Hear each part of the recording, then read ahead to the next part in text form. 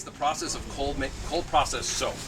You have to start with water and lye, and I want that to actually heat. It's going to heat up, and I'm going to want it to cool down a little bit before we actually make the soap. And then we'll start talking, and at the end of the presentation, we'll make a batch of soap. So the first thing I'm going to do, always wear protective gear when you're making soap, okay? Especially when you're working with your lye. You're going to want to wear some protective eyewear. Always wear protective gloves and an apron. Lye is caustic. When you mix it with water, it can splash. It can splash in your eyes. There's vapors. You have to be careful when you're working with it. Treat it with respect. It is a chemical. So that's that. So the first thing I'm going to do is we're making a recipe today that is a very simple recipe. You can get very complicated with soap making in the oils that you use and the waters that you use. I'm measuring out about 8 ounces of water.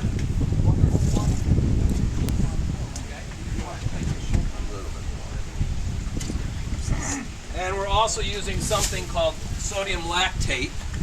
We use a little bit of that, and that makes for a harder bar of soap. How many people have taken a bar of soap, put it in the shower, let it get all wet, and it kind of melts? This will help it from melting.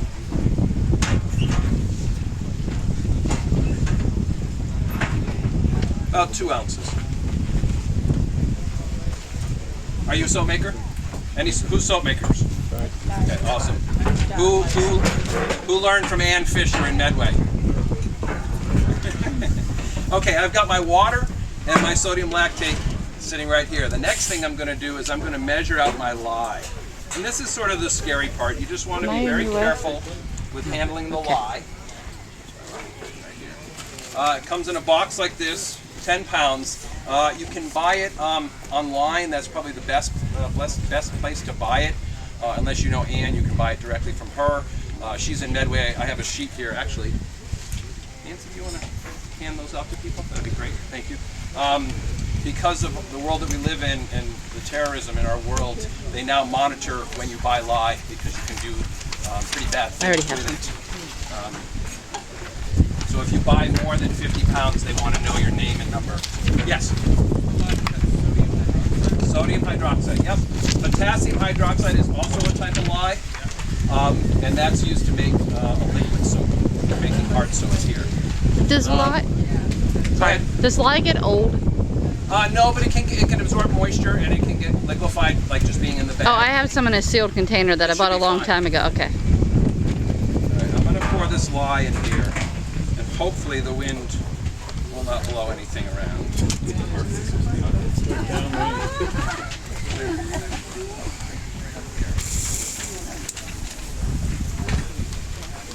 I wear protective gear. I cover all of my countertops with newspaper.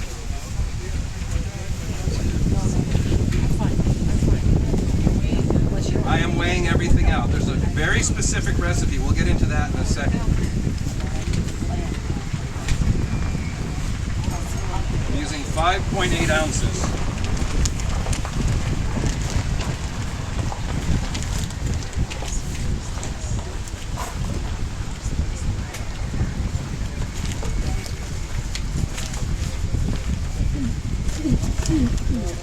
You get quite a bit in 5 pounds. Now, the next thing I'm going to do is I'm going to mix the lye into the water. Always, always put lye into water. I cannot stress this enough.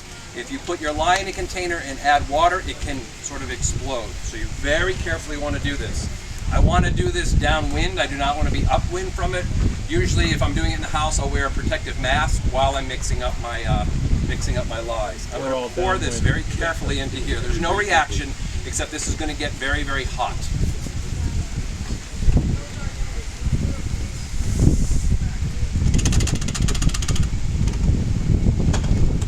And you want to stir this for a good minute and a half.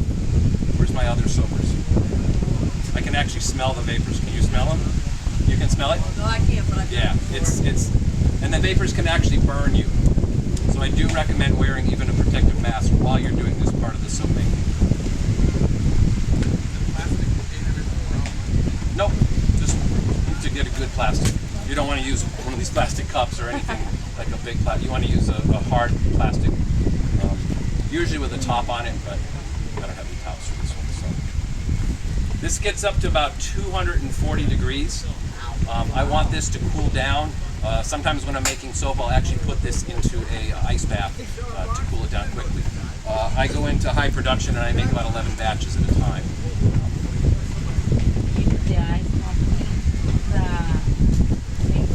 No. I'll put this into a bowl with ice. Yep. They don't have any candle making. Okay, we're going to set this aside. All right, great. We're done now. Okay.